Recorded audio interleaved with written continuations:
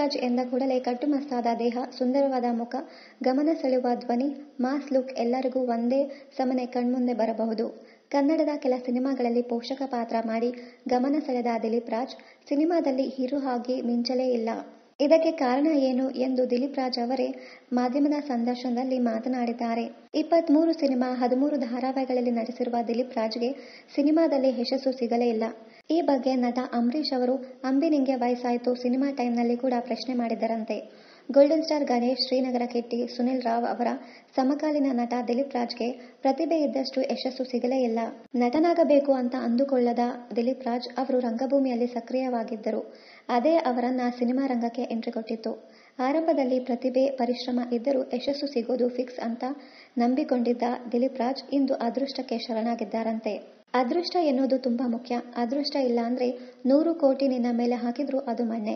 ಚೆನ್ನಾಗಿ ನಟಿಸ್ತೀಯಾ, ಡ್ಯಾನ್ಸ್ ಮಾಡ್ತೀಯಾ, ಆದರೂ ಯಾಕೆ ಸಿನಿಮಾ ಮಾಡಲ್ಲ ಅಂತ ಕೆಲವರು ಕೇಳ್ತಾರೆ. ಆದರೆ ನಾನು ಸಿನಿಮಾ ಮಾಡೋದಿಲ್ಲ ಅಂತ ಎಲ್ಲಿಯೂ ಹೇಳಲ್ಲ. ಅಂಬಿ ನಿಂಗೆ ವಯಸ್ಸಾಯ್ತೋ ಸಿನಿಮಾ ಟೈಮ್ನಲ್ಲಿ ಅಂಬರೀಶ್ ಅವರು ನನ್ನ ನಟನೆ ನೋಡಿ ಯಾಕೆ ನಿಂಗೆ ಹೀರೋ ಚಾನ್ಸ್ ಕೊಟ್ಟಿಲ್ಲ ಅಂತ ಪ್ರಶ್ನೆ ಮಾಡಿದ್ರು. ನನಗೂ ಕೂಡ ಇದೇ ಯಾವಾಗಲೂ ಪ್ರಶ್ನೆ ಕಾಡುತ್ತಿರುತ್ತದೆ. ಬಾಯ್ ಫ್ರೆಂಡ್, ಮಿಲನ, ಗಾನ ಭಜಾನ ಹೀಗೆ ಸಿನಿಮಾದಲ್ಲಿ ನಟಿಸುವಾಗ ನನ್ನ ಲುಕ್ ಬದಲಾಗುತ್ತದೆ, ಯಶಸ್ಸು ಸಿಗುತ್ತದೆ ಅಂತ ಎಲ್ರೂ ಹೇಳ್ತಿದ್ರು. ಆಗಲೇ ಇಲ್ಲ ಎಂದು ದಿಲೀಪ್ ರಾಜ್ ಅವರು ಮುಕ್ತವಾಗಿ ಮಾತನಾಡಿದ್ದಾರೆ. 2005ರ ಸಮಯದಲ್ಲಿ ನನ್ನ ಸಿನಿಮಾ ಹಾಡುಗಳು ತುಂಬಾ ಜನಪ್ರಿಯತೆ ಪಡೆಯಿತು. ಆದರೆ ಅವೆಲ್ಲ ನನ್ನದೇ ಸಿನಿಮಾ ಹಾಡುಗಳು ಅಂತ ಎಲ್ಲರಿಗೂ ಗೊತ್ತಿರಲಿಲ್ಲ.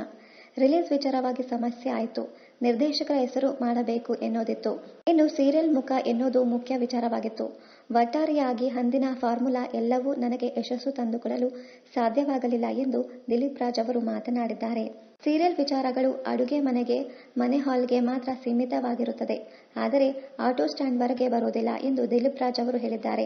ಈ ಹಿಂದೆ ಧಾರಾವಾಹಿಗಳಲ್ಲಿ ನಟಿಸುತ್ತಿದ್ದ ದಿಲೀಪ್ ರಾಜ್ ಅವರು ಈಗಾಗಲೇ ಹಿಟ್ಲರ್ ಕಲ್ಯಾಣ, ಪಾರು ಮುಂತಾದ ಧಾರಾವಾಹಿಗಳ ನಿರ್ಮಾಣ ಮಾಡಿದ್ದಾರೆ. ಸದ್ಯ ವಧು ಎನ್ನುವ ಧಾರಾವಾಹಿಗೆ ದಿಲೀಪ್ ರಾಜ್ ಅವರು ಹಣ ಹೂಡುತ್ತಿದ್ದಾರೆ. ಸಿನಿಮಾ ಹಾಗೂ ಟಿವಿ ವೀಕ್ಷಕರು ಬೇರೆ ಇರುತ್ತಾರೆ. ಈ ಎರಡೂ ಕ್ಷೇತ್ರಕ್ಕೆ ಫಿಟ್ ಆಗುವ ಕಲಾವಿದರು ಮಾತ್ರ ತುಂಬಾ ವಿರಳ. ಟಿವಿಯಲ್ಲಿ ಗೆದ್ದವರೆಲ್ಲ ಸಿನಿಮಾದಲ್ಲಿ ಗೆಲ್ಲುತ್ತಾರೆ ಅಂತ ಹೇಳೋಕೆ ಆಗುವುದಿಲ್ಲ ಎಂದು ದಿಲೀಪ್ ರಾಜ್ ಅವರು ಹೇಳಿದ್ದಾರೆ.